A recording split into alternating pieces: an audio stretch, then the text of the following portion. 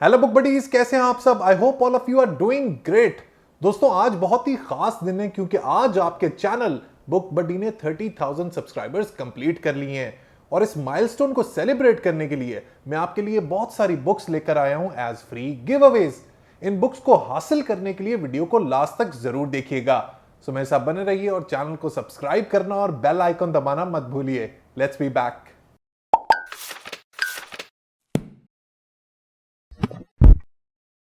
Welcome back book buddies. आप लोगों के सपोर्ट, लव और अनकंडीशनल एनकरेजमेंट की वजह से हमारा ये जो चैनल है बुक बडी, ये मेरी जिंदगी का एक बहुत बड़ा ऑब्जेक्टिव और मिशन बन गया है। मुझे बहुत मजा आता है, मुझे बहुत खुशी मिलती है जब मैं आप लोगों के लिए वीडियोस को प्रोड्यूस करता हूं, चाहे वो बुक रिव्यूज हो, बुक समरीज हो या कोई इंफॉर्मेटिव वीडियो। बुक बडी दोस्तों मेरी एक एफर्ट है अपनी कौम की, अपने मुल्क की इंटेलेक्चुअल नरिशमेंट करने के लिए, इंटेलेक्चुअल ग्रोथ के लिए, प्रोग्रेसिव एटीट्यूड के लिए and promotion of rationality of thought के लिए। मैं चाहता हूं कि हमारे मुल्क में हर इंसान अपने पोटेंशियल को पहचाने, जिंगोइज्म से बाहर निकले, रैशनैलिटी ऑफ थॉट से काम ले, प्रोग्रेसिव हो, मॉडर्न हो और अपनी जिंदगी के पर्पस को अचीव करे और जिंदगी में सक्सेसफुल हो जाए। और मेरे ख्याल में किताबें एक ऐसा मीडियम है जो इंसान साजी और ज़हन साजी में बहुत ज्यादा हेल्पफुल होती हैं। किताबों के जरिए आपका जो प्रेजेंट है, यानी कि आपका जो हाल है, जो लम्हा है, वक्त है, उसका इन डेप्थ एनालिसिस करके आप इसको भी बहुत बेहतर बना सकते हैं। और जो सबसे खूबसूरत बात मुझे किताब बीनी यानी कि बुक रीडिंग की लगती है वो ये कि जब आप बुक रीडिंग की हैबिट में होते हैं तो आपके जहन में वो कला आ जाती है, वो स्किल आ जाती है जिसकी वजह से या जिसकी मदद से आप डॉट्स को कनेक्ट करके फ्यूचर के पैटर्न को प्रिडिक्ट कर सकते हैं। So you develop this quality of predicting your future. Isn't this amazing?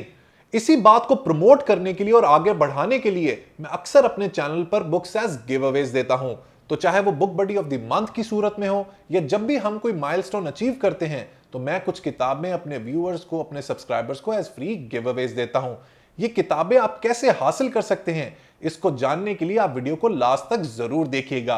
तो दोस्तों आज की पहली किताब जो एज फ्री गिव अवे आपको मिल सकती है वो है दोस्तों कमाल की किताब man search for meaning by doctor Victor Frankl. क्या कमाल फिलोसॉफिकल जीनियस थे डॉक्टर फ्रैंकल। मैं इस किताब को amongst the top 10 self help books of all time में रेट करूंगा। इस किताब में दोस्तों डॉक्टर फ्रैंकल ने अपने उस जमाने को कवर किया है जिसमें वो नाज़ी फोर्सेस के कब्जे में थे और उन फोर्सेस ने उनके माँ बाप, उनकी बेगम, उनके भाई सबको मार दिया था। लेकिन उसके बावजूद उन्होंने अपनी जिंदगी को ना सिर्फ कंटिन्यू किया बल्कि बहुत ही सक्सेसफुल जिंदगी गुजारी।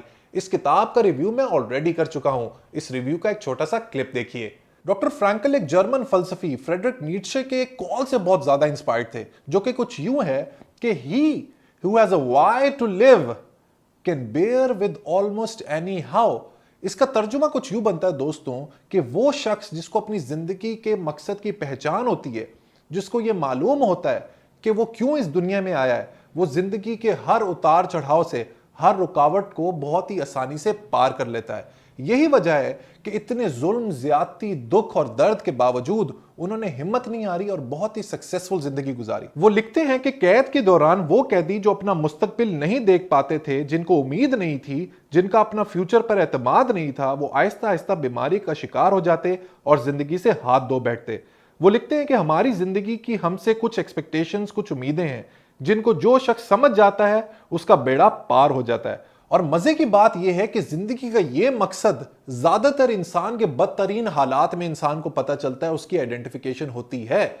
उस मौके पे, उस मरहले पे जो लोग गिव अप कर जाते हैं वो जिंदगी की दौड़ में हार जाते हैं और जो लोग उसका डट के मुकाबला करते हैं, स्टेडफास्ट रहते हैं, कमिटेड रहते हैं, डेडिकेशन के साथ हर मुश्किल का सामना करते हैं, वो जिंदगी में सक्सेसफुल हो जाते हैं। नेक्स्ट बुक है दोस्तों the prince by Niccolo Machiavelli, one of the best works of political philosophy. ये किताब एक अल्टीमेट क्लासिक है। इस किताब में निकोलो मैकियावेली बेसिकली कुछ टिप्स और कुछ एडवाइस देते हैं अपने मास्टर को, अपने प्रिंस को, कि वो किन तरीकों से, किन हथकंडों से पावर में बने रह सकते हैं। कुछ लोग इसको बहुत नेगेटिवली भी ट्रीट करते हैं और इसकी नेगेटिव कॉनोटेशंस भी काफी कॉमन है। इस किताब का भी मैं रिव्यू कर चुका हूं, इसका भी एक छोटा सा क्लिप देखिए। पॉइंट नंबर 2 उसमें ये कहता है कि how to deal with flatterers. Flattery से किस तरीके से डील करना है प्रिंस ने, खुशामदी लोगों से किस तरह से डील करना है, वेरी इंपॉर्टेंट पॉइंट। अब बड़ा ही मजे का, बड़ा ही टेक्निकल इसने सोल्यूशन बताया इसका। पहले तो वो ये कहता है कि एक प्रिंस के लिए पॉसिबल ही नहीं है कि ही कैन एस्केप फ्लैटरी, खुशामदी लोग उसके पास आते रहेंगे। वो ये कहता है कि एक तरीका ये है कि यू टेल पीपल कि मेरे से कोई इधर उधर की बात ना करो, speak with me the truth. But he says there is a down side to it, there is a flip side to it. Flip side ये है दोस्तों कि अगर प्रिंस के सामने आके या लीडर के सामने आके हर बंदा सच ही बोलेगा तो उस प्रिंस की रिस्पेक्ट जो है वो कम हो जाएगी, रिस्पेक्ट जो है डाइल्यूट हो जाएगी, because everyone will come and speak on his face.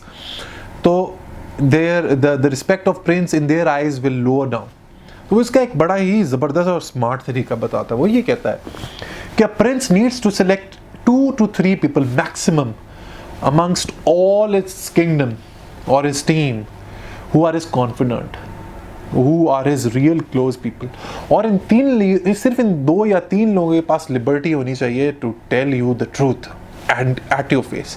and a prince needs to behave in a way कि जो जितना सच बोलेगा उसको उतना ही रिवॉर्ड किया जाएगा या उतना ही पसंद किया जाएगा। जब वो उनसे सच सुन ले then he should form his own conclusions। Next है दोस्तों बहुत ही कमाल किताब and one of my all time favourites, men are from Mars and women are from Venus. दोस्तों अगर आप शादीशुदा हैं खास तौर पे, या अगर आप शादीशुदा नहीं भी हैं, आपकी गर्लफ्रेंड है या बॉयफ्रेंड है, ये किताब आपने जरूर पढ़नी है, क्योंकि इससे बेहतर खवातीन और मर्दों की साइकोलॉजी के ऊपर मैंने कोई किताब नहीं देखी। It is an absolute masterpiece.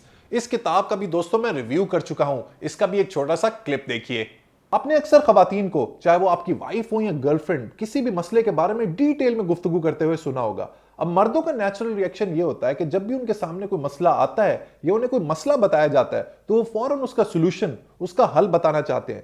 लेकिन अम्यूजिंग बात यह है दोस्तों कि खवातीन को मसले का हल नहीं चाहिए, उन्हें तो सिर्फ उनकी बातें सुनने वाला चाहिए जो मसले का हल बताए बगैर सिर्फ देर तक उनकी बातें सुनता रहे। ये एक बहुत मेजर डिफरेंस है औरतों और मर्दों की वायरिंग में। जब भी मर्द हजरात को कोई मसला होता है तो वो फौरन उसके हल के बारे में सोचते हैं, जबकि खवातीन सोल्यूशन की बजाय उस प्रॉब्लम को डिस्कस करना चाहती हैं अपने पार्टनर के साथ। इसी तरह खवातीन के लिए मशवरा यह है कि जब भी आपके पार्टनर, आपके स्पाउस, आपके हस्बैंड को कोई प्रॉब्लम हो, कोई मसला हो, तो don't give him unsolicited advice, means मुफ्त के मशवरे। Men don't like it। अगर आपके हस्बैंड को कोई मसला है तो please leave him alone, he will find a solution himself, just don't advise him. अगली किताब है दोस्तों one of the classics of English literature and my most favourite novel of all time, and that is Lolita by Vladimir Nabokov. क्या कमाल writing है दोस्तों, it is actually superior literature. दोस्तों Lolita कहानी एक प्रोफेसर, 38 साल प्रोफेसर हम्बर्ट की, जो एक 12 साल लड़की लॉलिटा के इश्क में मुब्तला हो जाता है और उससे सेक्सुअली अट्रैक्ट होता है। इस किताब का रिव्यू मैंने दोस्तों किया था जब मैं कैपाडोकिया टर्की में मौजूद था। इसका भी एक छोटा सा क्लिप देखिए। ये वो नॉवल है जो जब 1955 में जब पब्लिश हुआ तो पूरी दुनिया में तहलका मच गया था, इस हद तक कि बहुत सारे मुल्कों ने इसको बैन कर दिया। जब व्लादिमीर नाबोकोव अमेरिकन पब्लिशर्स के पास गए कि भाई ये मैंने नॉवल लिखा है, इसको पब्लिश कर दे, उन्होंने साफ इनकार कर दिया। वो इसलिए क्योंकि ये एक ऐसे सब्जेक्ट के बारे में बात कर रहा था विच वॉज टैबू, जिसको लोग आम ज़बान में या आपस में डिस्कस नहीं करना चाहते थे। फिर वो इवेंचुअली फ्रांस गए और फ्रेंच लोगों ने इसको, फ्रेंच पब्लिशर्स ने फाइनली पब्लिश किया, लेकिन बाद में फ्रांस ने इस नॉवल को बैन कर दिया। उसके बाद ऑस्ट्रेलिया ने इस नॉवल को बैन किया और बहुत सारे ऐसे ममालिक हैं जिन्होंने ये नॉवल बैन किया over the course of last 30, 40, 50 years. लेकिन अब जो क्योंकि social media, digital media, so in most of the places the novel is available, even for that matter Pakistan में भी ये नॉवल अवेलेबल है, आपको कहीं से भी मिल जाएगा। अब बात ये आती है दोस्तों कि वो क्या रीज़न थी जिसकी वजह से ये नॉवल बैन हुआ। तो वो मैं रीज़न आपको बताता हूँ कि रीज़न ये थी क्योंकि ये नॉवल जब पब्लिश हुआ था 1955 में, तो ये बात कर रहा था पीडोफीलिया के बारे में। अब पीडोफीलिया क्या है? Paedophilia is basically attraction of older man to smaller kids between the age of 9 to 13 and 14। जब भी कोई एक आदमी, कोई मर्द किसी लड़की के इश्क में सेक्सुअली तौर पे अट्रैक्ट होगा जो जिसकी उम्र 9 से 14 साल के दरमियान है, तो उसको पीडोफीलिया कहेंगे, ठीक है। तो ये नॉवल बात कर रहा था पीडोफीलिया के हवाले से, जिसकी वजह से इसको बैन किया गया। अगली बुक है दोस्तों one of the all time great books in the self help genre, और वो है how to win friends and influence people by Dale Carnegie. इस किताब को दोस्तों गोल्ड स्टैंडर्ड कंसिडर किया जाता है सेल्फ हेल्प की किताबों में। इसमें आप लोग जान सकते हैं कि किस तरह आप अपने इर्द गिर्द अपने दोस्तों को, अपनी सोसाइटी को जीत सकते हैं। इस किताब पर भी मैं ऑलरेडी तबसरा कर चुका हूं और इसका एक छोटा सा क्लिप जरूर देखिए। लोगों के साथ अपनी बातचीत, अपने इंटरेक्शन में एक बात जिसको लोग टोटली नजरअंदाज कर देते हैं वो है द पावर ऑफ लिसनिंग। जनाब, सुनने की ताकत, खरी खरी सुनाने की नहीं, खरी खरी सुनने की ताकत। Just kidding. सो दोस्तों, यही वो पहला पॉइंट है जो डेल कार्नेगी ने अपनी इस किताब में बताया कि you have to be a good listener.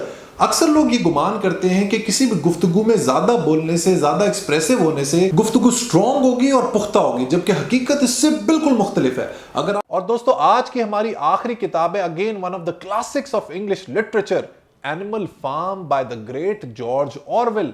एक बहुत ही छोटा सा नोवेला है, लेकिन इस छोटे से नोवेला की क्या बात है, क्या कमाल और पावरफुल स्टोरी है। इस किताब का भी दोस्तों मैं रिव्यू कर चुका हूं, इसका भी एक छोटा सा क्लिप देखिए। एनिमल फार्म की दिलचस्प कहानी सुनाने से पहले मैं आपको इस नॉवल का बैकग्राउंड बता देता हूं। जॉर्ज ऑरवेल एक ब्रिटिश ऑथर थे जिन्होंने इस नॉवल के जरिए उस जमाने के कम्युनिस्ट रशिया के पॉलिटिकल हालात बताने की कोशिश की है, जिसमें गवर्नमेंट बात तो इक्वालिटी की करती है लेकिन पावर में आते ही करप्ट हो जाती है, और ये बात की उन्होंने जानवरों के जरिए। सो आइए बढ़ते हैं इसकी कहानी की जानिब। अब दोस्तों बात करते हैं कि किस तरीके से आप ये किताबें जीत सकते हैं। तो बहुत ही सिंपल 3 स्टेप प्रोसेस है। पहला तो यह है कि आपने चैनल को सब्सक्राइब करना है और बेल आइकन दबाना है ताकि आपको रेगुलर नोटिफिकेशंस मिलती रहें। दूसरा स्टेप यह है कि डिस्क्रिप्शन बॉक्स में मैंने इन सब बुक्स के जो रिव्यूज किए हैं, जो वीडियोस प्रोड्यूस किए हैं, उनके लिंक्स डाल दिए हैं। उन लिंक्स पे क्लिक करके आप इन रिव्यूज को देखें। जब आप रिव्यू देखेंगे तो उसमें जो बेस्ट पार्ट लगा आपको किताब के बारे में, जो की टेक अवे है, वो आपने नोट करना है। और थर्ड स्टेप में आपने इस वीडियो पर वापस आके फीडबैक सेक्शन में कमेंट डालना है कि कौन सी बात आपको इस किताब में सबसे जबरदस्त लगी। And that's it. जिसका सबसे इंटरेस्टिंग रिस्पॉन्स होगा, जो सबसे आर्टिकुलेट होगा, उसको मेरी तरफ से बुक अवार्ड हो जाएगी। सो दैट्स इट दोस्तों। एक और अपडेट आपको यह देनी थी कि मैंने bookbuddy.com.pk वेबसाइट भी लॉन्च कर दी है। इस वेबसाइट पर जाकर आप मुझसे प्रोफेशनली किसी भी मामले पर कंसल्ट कर सकते हैं, चाहे वो सीवी राइटिंग हो, करियर कंसल्टेशन हो, स्टार्टअप स्ट्रैटेजी हो, सक्सेस कोचिंग हो, प्रेजेंटेशन स्किल्स हो या लाइफ प्रोग्रेशन हो। ओके दोस्तों, that's it. I will see you all very soon. इस चैनल को आपने जबान ज़दे आम करना है, अपने फैमिली, फ्रेंड्स, पीयर, दोस्तों के साथ शेयर करें और उनसे बोलें कि बुक बडी को जरूर सब्सक्राइब करें। Until next time, let's read, learn, progress and self-actualize. Let's read Pakistan.